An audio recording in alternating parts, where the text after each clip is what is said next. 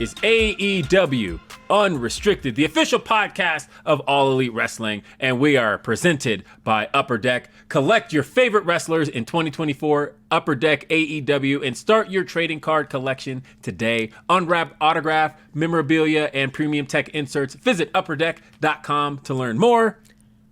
I'm Will Washington, and of course, I'm not alone here on AEW Unrestricted. I'm never here alone on AEW Unrestricted, except like that one time last year when you were sick. That one time. Like, where you didn't have a voice. You couldn't do a show. But we have Aubrey Edwards. Hello. I remember that day very vividly because I didn't have a voice anymore. And Will, I don't think will ever let it die that he had to do the episode by himself and talk to Tony Khan about what pay-per-view were we promoting at that point? Was that Full Gear or World's End? I want to say... I think it was Full Gear. Yeah, that sounds I think it was right. Full Gear, which is a good segue because we're wrapped up Full Gear and we're on our way to World's End and we're knee deep in the Continental Classic. I'm very excited. Yeah, I am excited as well. Continental Classic, I mean, look, this is... The field for this year is so phenomenal. When you look at the Blue League with Shelton Benjamin, Kyle Fletcher, Daniel Garcia, Kazuchika Okada, Mark Briscoe, and the Beast Mortos. And then the Gold League, you've got Claudio Castagnoli, Brody King, Will Ospreay, Darby Allin, Juice Robinson, and Ricochet. Of course, we've already seen so much go down in this in everything that's taken place on Dynamite and Collision, and thinking about the fact that it's all going to wrap up at World's End this year for the first time with 3 matches. You're going to see 3 Continental Classic matches in one show, where we're going to see the first place in the Blue League take on the Gold League second place, and Gold League's first place take on Blue League second place, and the winner of both of those matches will face each other that same night. This is going to be... We know somebody's going to have to compete twice, and to know that they're going to walk away the AEW Continental Champion. World's End is going to be an incredible night. It's coming up December 28th live on pay-per-view, and it's also live from Orlando, Florida, AEWTix.com, Edition Financial Arena. That's the way to be a part of the show. Look, Continental Classic season last year was so much fun, and again, just knowing what's on tap this year, it's going to be so much better. I'm super stoked, in particular for Daniel Garcia, who basically had like his kind of like coming out party in the Continental Classic last year, just seeing his growth as a wrestler, and seeing him in the first round already go like a 20-minute time limit draw with Okada. Like, seeing him this year is going to be phenomenal because he's coming into this match with a title, his first ever title in AEW. I'm really pushing for him. I also just selfishly want to be in every Beast Mortos match if possible, because those are going to be absolute bangers. Yeah, he truly does have bangers every single time, whether he wins or loses. You know you're going to get a lot out of a good old Frank Mortos, attorney at law. But look, I have those cards. I have like multiple sitting on my fridge. One day when I need an attorney, I will turn to Frank Mortos. But you know, again, you talked about Okada and getting to see Kyle Fletcher really kill it out there, and Brody King got to make for him to beat Darby the way he did, and glad Darby's still walking, but man, I feel like Brody King is going to be, he was already a force last year, but the way that he's walking through this tournament now is scary. Yeah, there's a number of scary individuals in this tournament, and I'm excited to talk about one of them today. Who do we have with us today, Will? And we are joined by the Hurt Syndicate's own. He is the standard of excellence. Yes. Shelton Benjamin. Shelton, thank you for being here on AEW Unrestricted. Hey, well, thank you for having me. Oh, what an intro. Be a lot of fun. that's not bad. Will, we might need to rethink what you're doing in the back. Get him out there and start doing some announcing. Thank you. No, honestly, it has been such a treat to have you in AEW. You, of course, got to make your debut at the 5th anniversary of Dynamite in Pittsburgh. I want to talk about that moment for a little bit because oh my god, it was so good.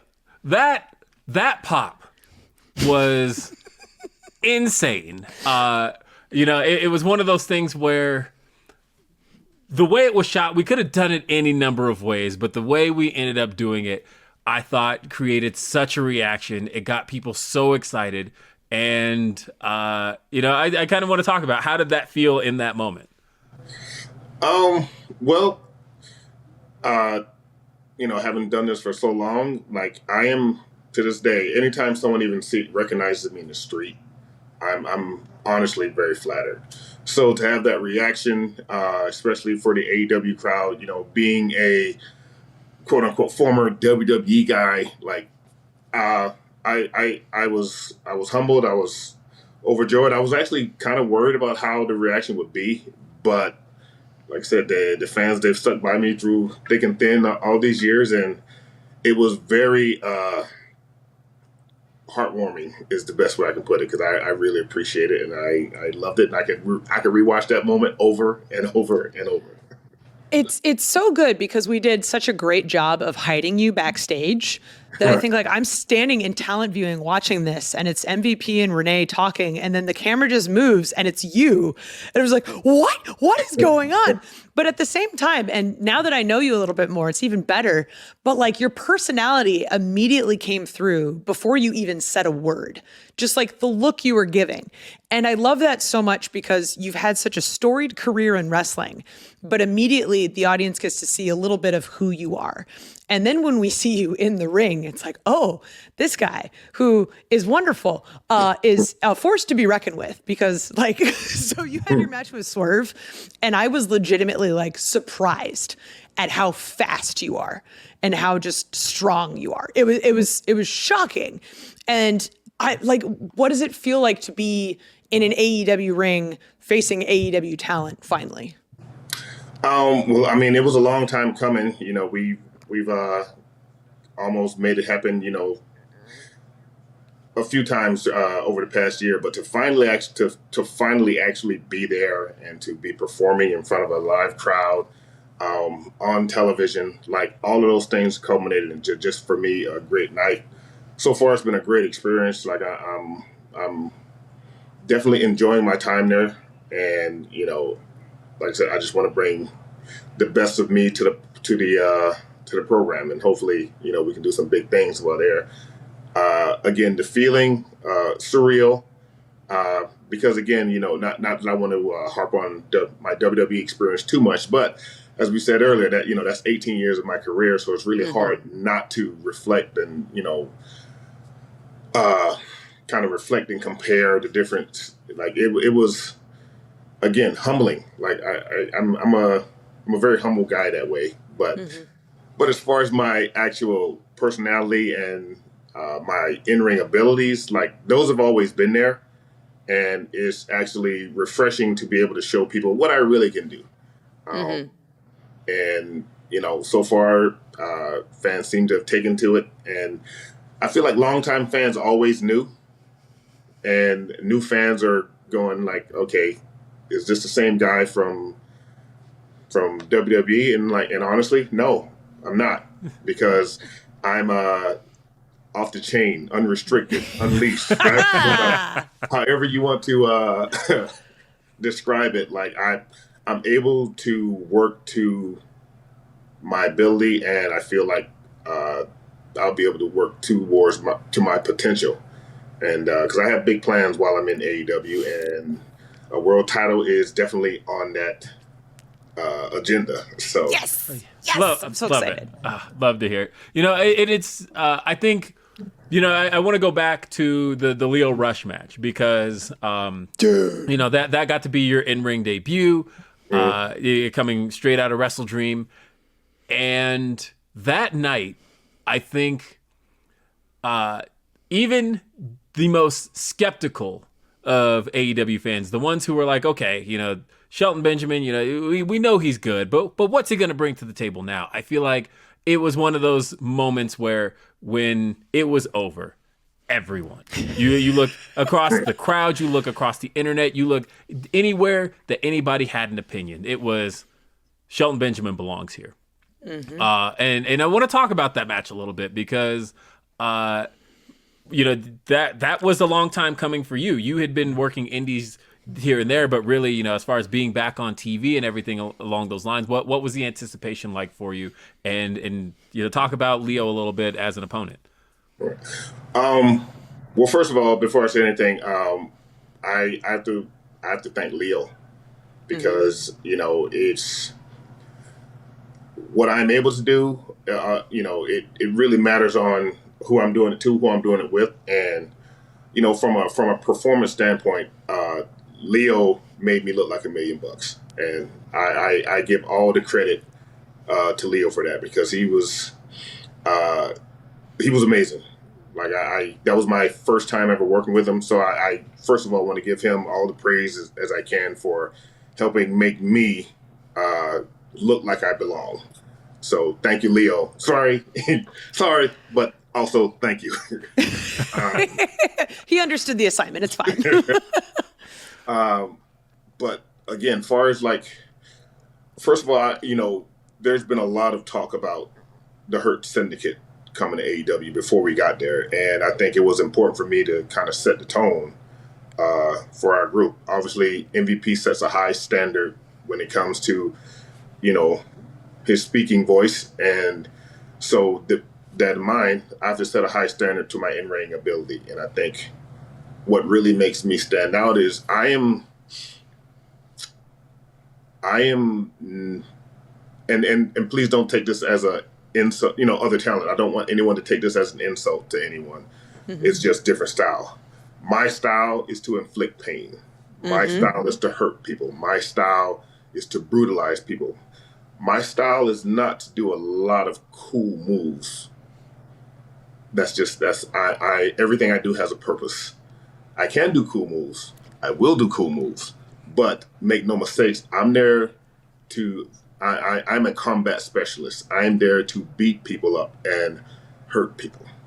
I mean, that's one of the beauties of AEW, right? Is we've got space for everybody. We've got the guys who can do the flippy, cool moves. We've got guys who literally come in and just want to hurt people. We've got everything in between along the whole spectrum. Right. So it's literally where the best wrestle. It's a phenomenal place. So it only makes sense that you guys are here because you kind of fit into this mold perfectly, especially with things like the Continental Classic happening right now, where we're going to see these crazy bangers. It's like you have all these different styles sort of interwoven, and you see these cool matches that have never really happened before. Before we get into the Continental Classic a little bit, I want to talk about sort of your chemistry and relationship with MVP. What sort of makes it so special with you guys all sort of working together? Well, first and foremost, we are true life friends. He lives 5 minutes from me. And yes, I love that. We train together, and it's been that way for we're in double digits. Like I moved to Texas back in 2007, and I think around that same time, maybe 2008, he moved to Texas too, and we always lived right down the street from each other. So we always hanging out, always talking, and obviously we've had success together both in WWE and in New Japan. So we have a very long history. We have a very long friendship, and I think one of the great things about MVP is he's a guy who speaks his mind. You really don't have to wonder where you stand with him. He's not going to hold his tongue for anyone. And I've said this before, like he speaks his mind even to his own detriment, but he's very passionate about his convictions, and he doesn't bend for anyone. And as a friend, like that's actually something I admire about him, because there are times when we have a difference of opinion. I'm okay with I'll just go along with it, or I'll just but him, no, like he's not going to budge if he doesn't believe it. He's not going to budge an inch if what he's saying is doesn't line up with what your thoughts are and opinions. And I admire that. Again, like sometimes he can be abrasive even to me, and sometimes I even see it, but I appreciate I prefer friends that will always be honest with me, always let me know where they stand, so there's no confusion as to the nature of my relationship. He's and as far as our on-screen chemistry, well, he's I got the physical stuff down. He's got the talking stuff down, and put us together, and we're an unbeatable team. Now you throw Lashley in there, and we hurt people. That's what we do.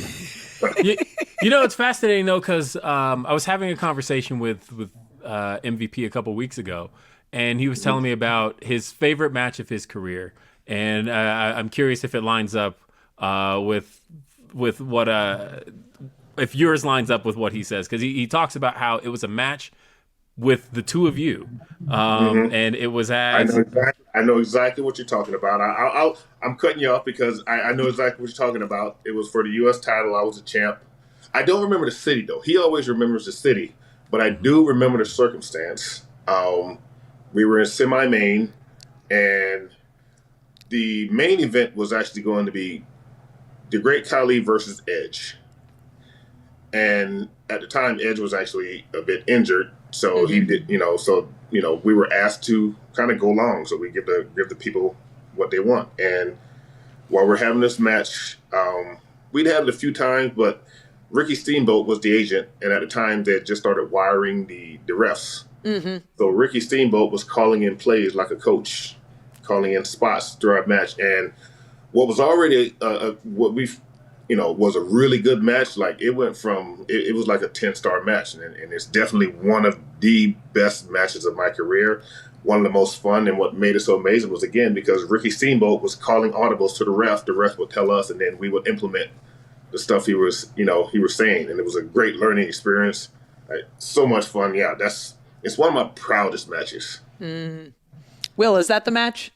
I mean, yeah, that's exactly the story that that MVP told me. So I love the fact that you guys are on the same page as far as that being. Oh, yeah. So talking about the fact that you guys have this on-screen chemistry, you have this real-life chemistry, but even as dance partners, you guys obviously had that chemistry there too. Oh yeah, we we went outside each other's heads quite a few times, and I say it's like when guys go off to wars. If you go off and fight a war with someone and you both survive, you're the same platoon. Like that's a brother. You form a brotherhood, and it's thicker than blood. And it's like I said, you gain so much respect for each other. And like I said, at this point, like he's one of my best friends. It's like he's like a brother. He's like a brother to me now. Sometimes a big brother, sometimes an annoying brother, sometimes a bully of a brother, but always a brother. I love it so much. We got to take a quick break, but we've got more coming up with Shelton Benjamin here on AEW Unrestricted. AEW Unrestricted, Aubrey and Will talking with member of the Hurt Syndicate, Shelton Benjamin. We heard a little bit about your relationship with MVP. Can you talk a little bit about your relationship with Bobby Lashley? Okay, well, my relationship with Bobby actually started before his WWE debut, and I was coming off of an injury. I had broken my hand, and I went down to OVW just to get a few reps in. And at the time, Bobby was still there training, and we actually had a bit of an amateur match.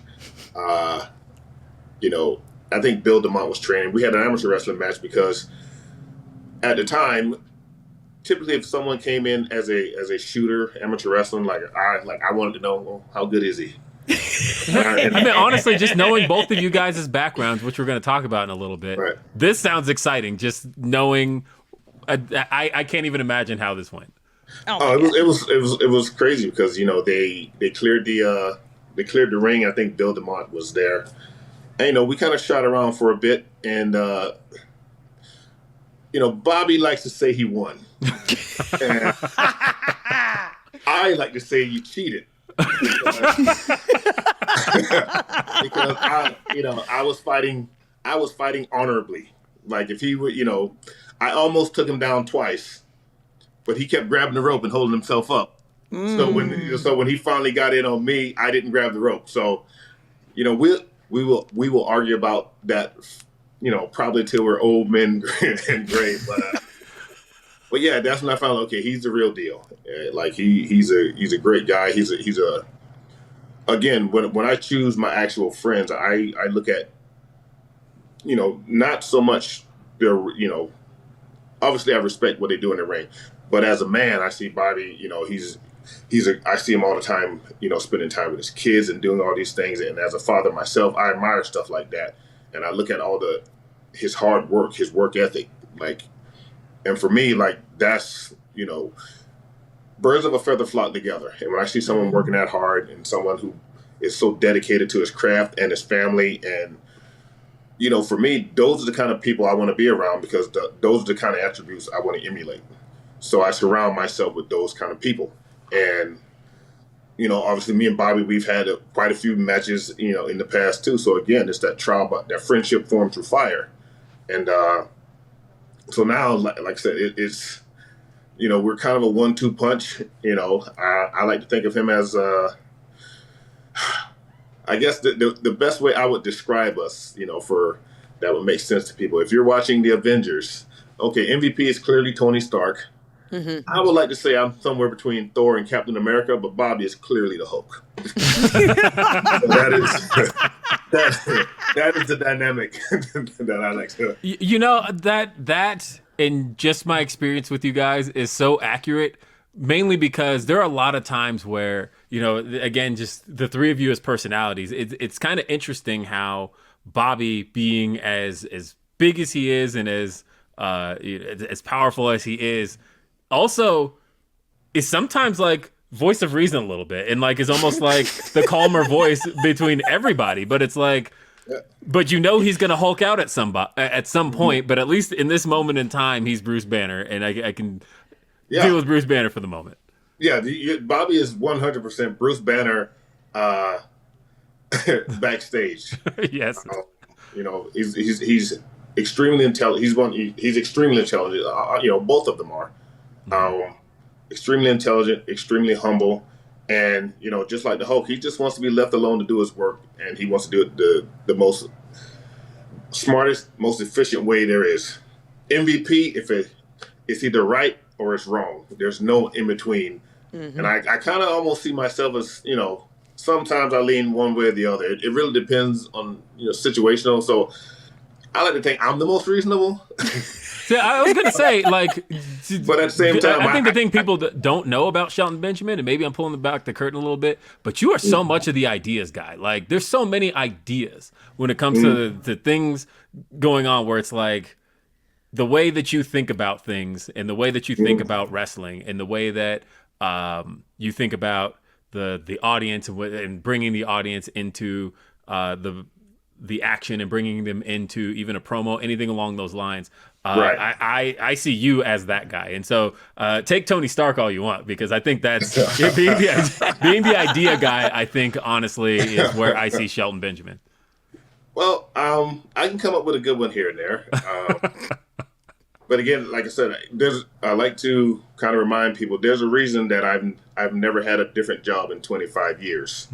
Like, I learned my craft, I learned from the best, and I try to apply it as much as possible. I'll teach to those who want it. For those who want, well,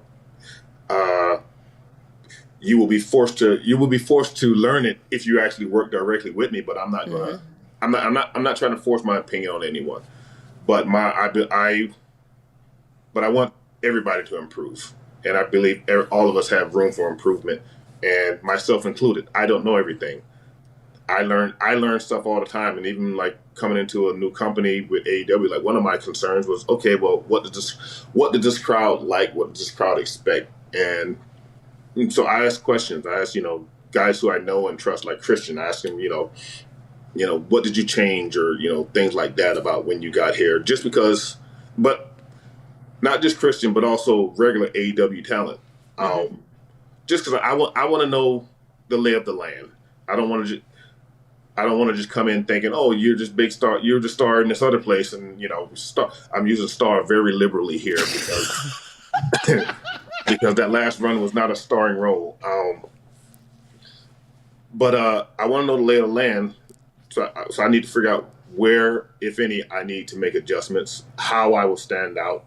Things like I analyze everything, and a lot of times I've come to realize that when Vince had me doing that whole stupid eye roll thing, Which is It's still, because by the way, a go-to like reaction gift that I see all the time from Right. people. Oh, even I use it. So, but it's there's some truth to it because when people are when I'm going over a match or when someone's telling me a match, I'm playing it in my head as they're speaking. Like I'm looking at moments and I'm looking at possible reaction and things like that. I'm literally playing stuff in my head. So some people are like, are you still with me? Like, no, I'm listening, but I'm legitimately playing the scenario out in my head as I see it. And that's how I approach a lot of my life. I will sit and I play things in my head. So that's probably what Vince picked up on that I never realized. And he didn't ask for the backstory. He just that's something weird. So let's just use it. But as far as my ideas, again, I'm just always trying to find a way to make things better for everyone involved. Well, one of the things I want to talk about is the fact that I personally, Shelton, have watched you your entire, at least on-screen career. I saw your first WWE run, watched you in New Japan, watched you in Ring of Honor, second run, and into AEW here. But until I met you in person, the thing that I was astonished by was your size. And I think a big piece of that has to do with the fact that in previous runs, you were never really pushed around your size. Like, when you think about like a lot of some of the more spectacular things, and you mentioned earlier, you can do those things, and we've seen you do those things. We've seen you like Shelton Benjamin in a ladder match was something that people, they knew if we're going to see Shelton Benjamin in a ladder match, we're going to see something spectacular. Like that was kind of who you were, to the point of where you almost forgot that this is also a guy with some genuine strength and size to him, and to get to see you, to see that side of you in AEW, almost brings us a brand new performer. Was that something that you were very conscious of and very intentional with in trying to formulate who you would be to the AEW audience? Not necessarily. Like I wasn't trying to come in as a big guy. I was just trying to come in the best possible shape I could be in. So obviously, and again, to go back to WWE, I always saw myself as a little guy, especially when I originally started, because it was the land of the giants. You got guys like Kane, Taker, Brock, Big Show, Mark Henry. Even got I didn't realize how big Billy was until I got to WWE. Massive. So there were all these matches. So when I originally came in, I think I was around 230, 6'2", 230 when I originally started WWE, and I felt like a little guy. Like in my head, I was like, I got to get up to 250. I got to get up to. I couldn't even. My metabolism was so fast, I couldn't even get. I couldn't pack the weight on. Damn. But yeah, when I left WWE the first time, and I remember I started doing some indie shows for the first time, and kind of what you were saying, a lot of people when I showed up, they were like, "Whoa, we didn't realize you were this big," because they were booking me with guys who were 5'9", 170, and I could kind of just put them on my finger and spin them like a basketball. So people are like, well, he's. A lot of times when they're like, well, you weren't flying around and stuff. I'm like, I fly when I need to.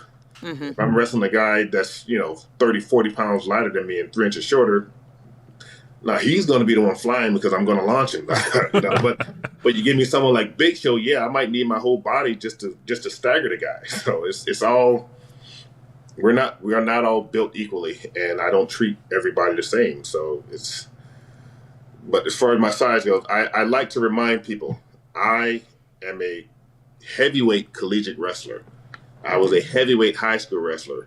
So my weight class in high school was 275.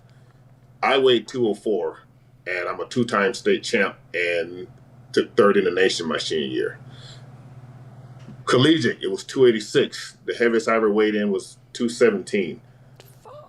However, I'm a 4-time All-American, junior college national champ, I took third at NCAAs my senior year. I've been on Olympic teams.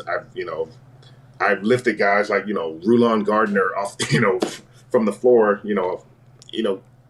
So my strength and all that stuff, like that's just been my life. I'm just a strong country boy. I love I it can so attest much. to him being strong because one time I walked into the hotel gym and Sheldon here is on the treadmill carrying these giant ass dumbbells in addition to doing cardio. And it's just immediately like, I don't know if I should step it up or if I should run away because like he's this very scary person. He was already big and now he's like, oh, now he's big and strong. Love it, love it. Hey, we got to take one more quick break here on AEW Unrestricted, but we've got more right here with Shelton Benjamin. Stay tuned. This is AEW Unrestricted.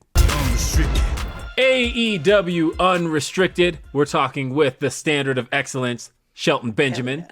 And of course, AEW Unrestricted, brought to you by Upper Deck.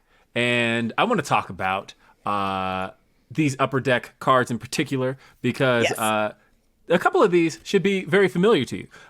First one I want to talk about is this man here, Chris Jericho. Who is it? Chris Jericho was a man that you first defeated for the Intercontinental Championship. I believe it was Taboo Tuesday 2004. Right. Now, I want to talk a little bit about that scenario because that's a scenario that we've talked about a lot, the idea of essentially fan-voted matches. How prepared were you that night going into facing Chris Jericho and walking out the Intercontinental Champion? Mentally, not at all. I will say that is my favorite match of all Really? time. Really? Yes. For a few reasons. Number one, I 100% was not expecting to be in that match. Like 1,000%. And I know that leading up to it, they'd give me a little push and rub, and I actually had a little thing I did with Mr. McMahon to, just kind of help, bring in the votes. But when we got to the building, and I've said this over and over, I expected Batista to be working Chris Jericho that night. And so I really didn't put much thought into the night. Like I'm a big kid, I'll admit that. And I was just happy-go-lucky. I'm like, oh, this is just a day off. I'm just hanging out in the back. We got to do a little pre-tape while they announce it. And then I can go chill, go play my video games or whatever. So I was 100% not expecting to be working. And I know Chris was trying to figure out who it was going to be, because if you look at the original Taboo Tuesday, it was voted in by the fans, but Chris is the only person who really had no idea who he was going to wrestle. He had 15 potential opponents. Every other match on that card, the guys knew who they were working, and they knew there was going to be some sort of gimmick, and they knew what gimmick it would be. So everyone else could prepare. There's no way you prepare for 15 guys. Like, the only thing he could do was before the show, try to figure out, okay, who is he going to wrestle? Who is he going to wrestle? And as far as I know, and as far as, every conversation I've had with Chris, he knew nothing until they announced it and I walked to the ring. I was not even paying attention when they were announcing the name. That's why my reaction is so, delayed, because I'm like, oh, really? Shit, like, Oh my God. yeah. So I went down and, we had, Chris, who, he was a great leader, and he led that match, and he led me to my first championship win. And like I said, at that point, I was overachieving because, not to, well, I should say, because of what I'd watched in wrestling before, I hadn't seen a lot of black Intercontinental champions. I'd seen black tag team champions. So in my head, that's all I was thinking about. And by that time, I already won the tag team championship twice. So for me, when I won the IC title, I'm officially overachieving my original goals when getting into the business. But it was also a culmination of all the guys who had taught me how to just go in the ring and listen. I knew we planned nothing. Wow. And I just listened to Chris, and thanks to guys who taught me, like Danny Davis, like Rip Rogers, like Eddie Guerrero. I had a lot of great wrestling minds who taught me how to do that. So the first time I really got to apply it in a big way was in my first championship match, and like I said, that's why it's my favorite match of all time. Wow. I need to go watch this. That's incredible. Oh yeah, it's so good. Well, and the other card I wanted to discuss is an opponent that is coming up for you in the Continental Classic. It is the TNT champion, Daniel Garcia. Okay. Oh, And of course, I want this match so bad. now, of course, Garcia very much known for his ground game. That is a thing that Daniel Garcia has very much made himself known for. But Shelton Benjamin, His ground game. that's and, the beauty is I'm about to talk about. How many All-American honors does he have None. in wrestling? And that was where I was actually going with this. That Shelton Benjamin, of course, former All-American NCAA. Talking about there are records that still stand. University of Minnesota. Shelton Benjamin's name still there. Well, yeah. What does Daniel Garcia have to look forward to in this Continental Classic match? Besides pain. Wow.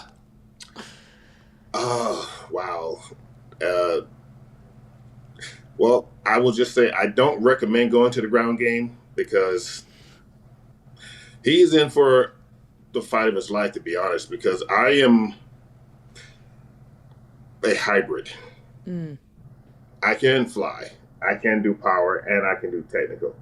There's not a whole lot you can throw at me that I'm not going to be prepared for. So in the case of Daniel Garcia, like, he's really going to have to step it up because I am coming at him full force with everything I have. Because again, I'm not there to make people happy. I'm there to hurt people. So that he can expect brutality. As Mr. T would say, pain. Yes. Oh man, I'm so stoked. Like, Continental Classic was so good last year, and it's just going to be even better this year. And a big part of that is because Shelton's in this. So we're going to see incredible matches. I want to talk a little bit about your match with Mark Briscoe, because it was incredible to watch as someone who, like, I'm really good friends with Mark Briscoe, and to see you kind of come in and just literally throw him around like he's a doll, right? But my favorite was I was watching the online reaction, and there was someone who was their first time ever watching wrestling. So this is their first match they've ever seen, and they're just like, "Is he alive?" was like the question they asked. So what was that match like? Because obviously Mark is a very different opponent to someone like Swerve, different opponent to a lot of the other people in the Continental Classic field, different than Leo. What was it like? But somebody wrestling Mark? you're also very familiar with because Right. Yes. Yes. because Thank you. I was going to say you've tied up with the Briscoes. Yes. Right. So I would say in this tournament, Mark is probably the person that is most familiar with me in my in-ring. So there was a bit of familiarity to that, but obviously we both evolved from our Ring of Honor days. So it was. I'll be honest. I love the Briscoes. Oh, who doesn't? I've always loved the Briscoes. So it was really, it was kind of, I was kind of sad that I had to do what I had to do, because I love him, and I mean he's been tearing it up, and so it was a bit surreal to be in there with him, and but also fun. I've always enjoyed being in the ring with him, and I'm pretty sure we'll mix it up again at some point. But as far as, like I said, right now I am laser focused on just destroying everything in my path. So once that bell rang, past relationships mean jack all to me. Like I said, I'm there to hurt people. Which we have to say, by the way, the song talking about the Hurt Syndicate theme song. I the first time I heard it was on MVP's phone in a hotel lobby, and the second it got to West Side Gun, simply repeating "We hurt people," I went. My head went, "Oh, that's gonna catch on." The crowd. I didn't expect it to catch on by the time the song was over. Like you could hear as the track fades out, the crowd chanting "We hurt people," and it's like, this is the first time these people are hearing the song. What is happening here? And now it's a hit. It's amazing how this has gotten over with people. Hey, a hook is a hook, all right? So, there have been plenty of songs that, you hear for the first time. It's like, oh my God, I'm into it. Most recently for me, a song Back on 74 by Jungle. I heard that laying in my bed at night, just randomly, and I jumped out of bed immediately to teach myself how to play it on the guitar because I was loving it. So I just heard that for the first time like 3 days ago, and so good. You tell me you weren't bopping. Yeah, no, honestly, it hit me. It was I remember in that moment, as soon as you said that, I pulled out my phone, I hit the little Shazam button, and I'm like, "What is this? I got to know what this is." Yeah. Like it hooked me like that. It was and again, that's MVP. That's MVP. When he played it to me the first time, I was kind of like, and mind you, as much as I love music, I'm not very in tune with today's music for the most part. MVP has his pulse on it. Mm-hmm. So when he originally played it for me, I was like, I don't know. And he kind of explained to me, I was like, look, if you say it's going to work, I'm all for it. And, we'll see. But I did know, like, okay, that hook is going to yes. And so, and he was right. Now, that being said, I think my theme music is off the chart. Mega Ran and Ruckus, oh my God. Thank you so much. I love my theme song. It is, I trust me, I be bumping that thing down the highway when I'm home. But I tweeted the day that you debuted it. I genuinely think it is one of the best original theme songs AEW's ever let out. Like, that is not an exaggeration. The first time I heard it, I was just like, this is it. This is fantastic. Like, and it was such a collaborative effort too. Cause I mean, you got you had your input on how you wanted the instrumental, and then, and Mega Ran came through with the verses and the hook, and like everything just worked.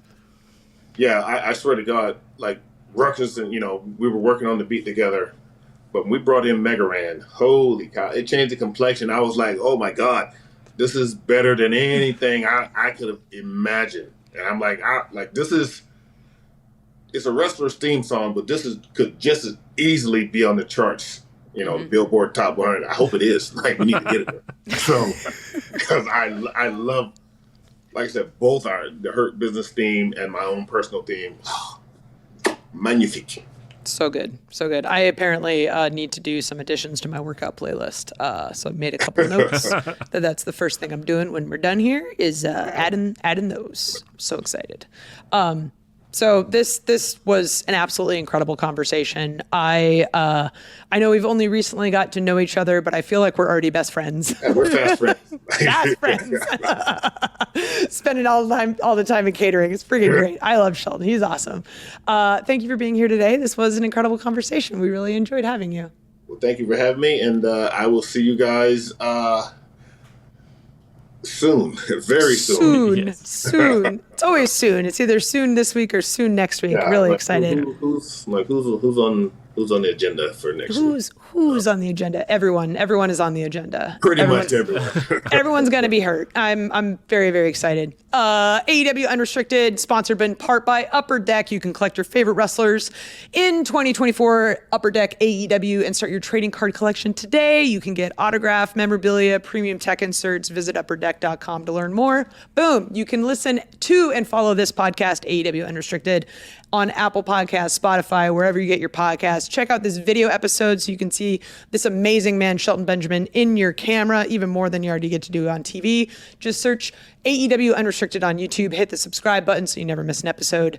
And are you an AEW insider? Get early access to ticket pre-sales, special merchandising offers, and more straight to your inbox. Sign up today, AEWTix.com. Don't forget, Dynamite, TBS, Wednesday nights at 8 p.m. Rampage, TNT, Friday nights, 10 p.m. Collision, Saturday, TNT. ROH streams every Thursday on Honor Club. I'm Aubrey Edwards, here with my best friend, Will Washington. Thank you so much for listening to AEW Unrestricted.